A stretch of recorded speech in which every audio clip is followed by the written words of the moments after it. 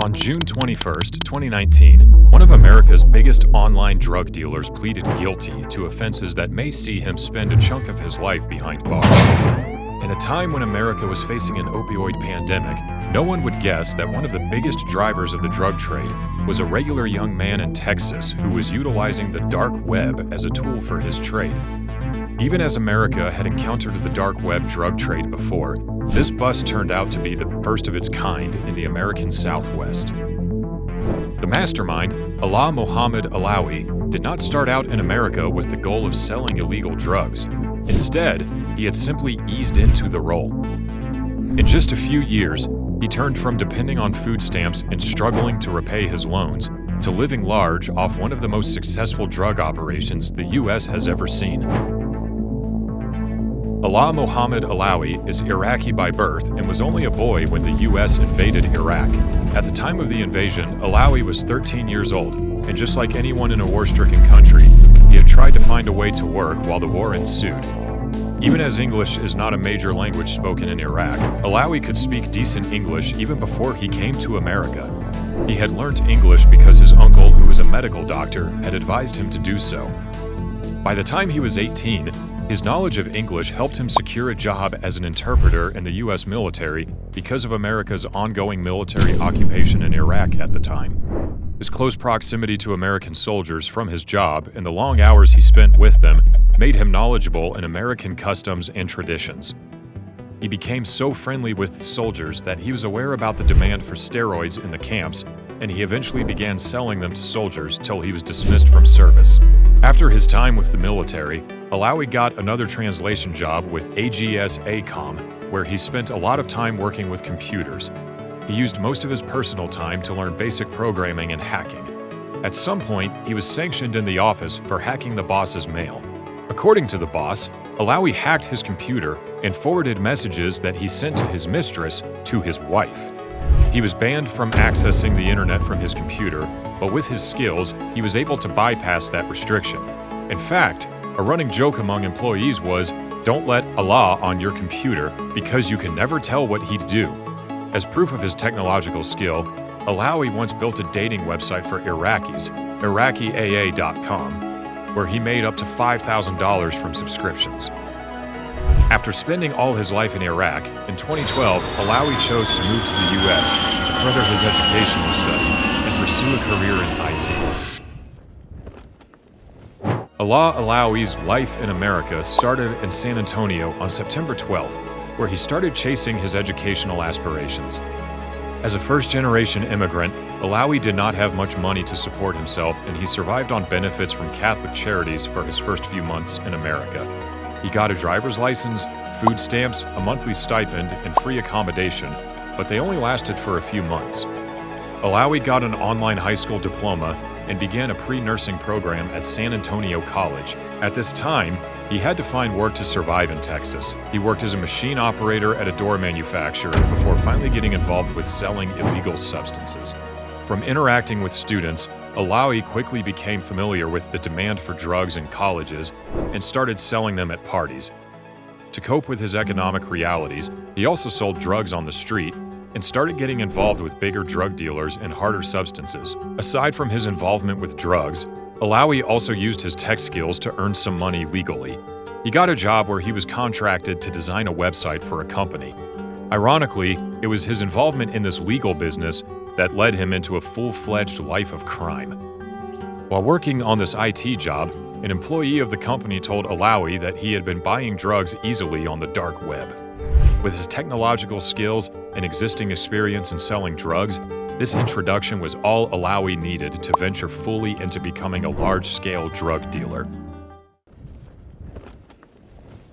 American agencies have been aware of the use of the dark web as a marketplace for illegal substances since they discovered and shut down Silk Road in 2013.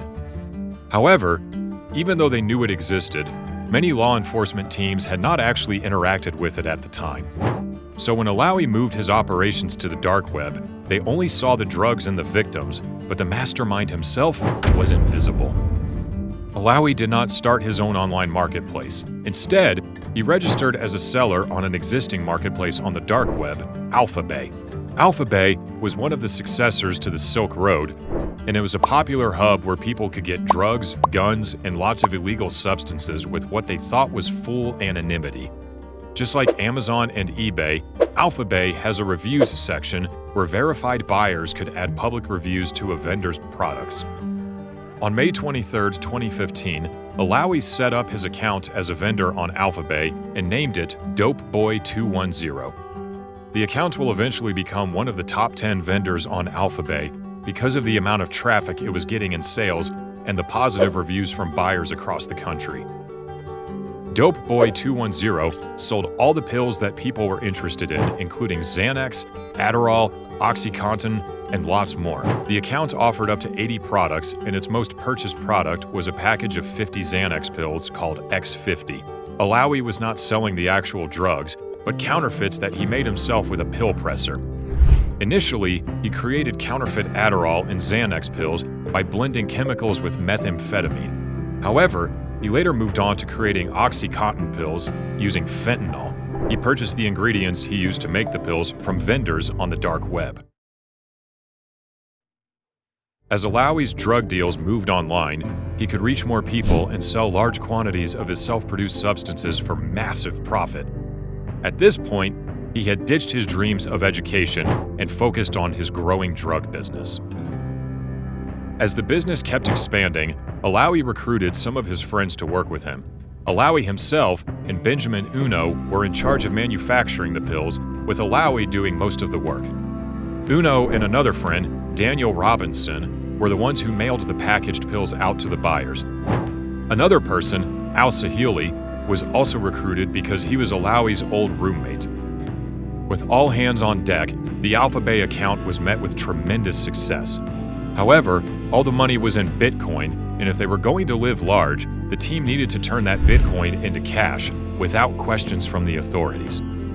Not surprisingly, Alawi had the right guy for this. Kunal Kalra was a Bitcoin dealer who didn't mind working with drug dealers. He exchanged Alawi's Bitcoin for money and charged a fee for his services. All of this created the perfect system, and the team kept making money. Alawi bought a lot of cars, luxury sneakers, clothes, and accessories. In one of the group's outings to a concert where Lil Wayne performed, Goss, another member of the group, said Lil Wayne saw them and said that he needed to be partying with them. Alawi's counterfeit pills gave people the desired effect, so he got good reviews on Alpha Bay. However, since his drug-making process was not controlled, he created over-concentrated pills that caused people to accidentally overdose on fentanyl. While the team was living large on their earnings, their customers were escaping close shaves with death.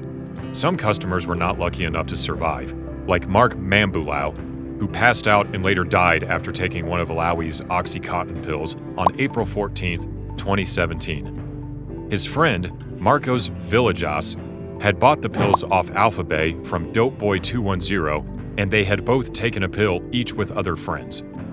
Law enforcement officers had been working on the case against Alawi and his crew for many months, but this was the final case that tipped things over. NCIS was able to trace drugs back to Alawi by working with the Postal Inspection Service. From this point on, the entire drug crew was inching closer to the end of their successful reign, but they didn't know it. Prior to all of this, Hunter Westbrook, a campus cop who was working on the case with the DEA and other law enforcement agencies, logged into Alpha Bay and purchased drugs from DopeBoy210. He bought 500 Adderall pills and an ounce of cocaine with $2,600 in total. When he received the package, Alawi delivered 447 pills and no cocaine. Just like Amazon, Westbrook could file a complaint against Alawi on Alpha Bay, and he did, but it was resolved in favor of their successful vendor, DopeBoy210. This was the San Antonio agents' first encounter with moving drugs using Bitcoin on the dark web. On May 17th, law enforcement officers dressed as utility workers switched off the power in the building and passed the information to the occupants. The two people inside, Uno and Robinson, left the house because of the heat, and when they returned, they found their drugs and equipment arranged outside the house. The DEA had burst into the house while Uno and Robinson were out, and they had ransacked the property to find all the evidence that they would use to put the entire crew behind bars for a long time. This bust was carried out to stop the production of dangerous drugs and not to arrest Alawi or any of his team members, so there were no arrests that day. It wasn't until some weeks later that law enforcement swooped in to arrest the entire team. In one swoop carried out across different locations simultaneously, the DEA arrested the entire team in a day. They arrested Uno, Robinson, Goss, Kaura, Al-Sahili, and Alawi himself. After months of hard work, the DEA had more than enough evidence to prove Alawi's guilt before the court. He was indicted for a number of drug-related charges and eventually received a sentence of 30 years in federal prison, after which he is to be deported to Iraq.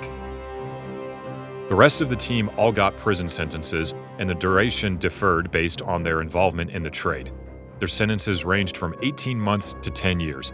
The only exception was Goss, who got 5 years probation after pleading guilty to conspiracy to possess with intent to distribute cocaine.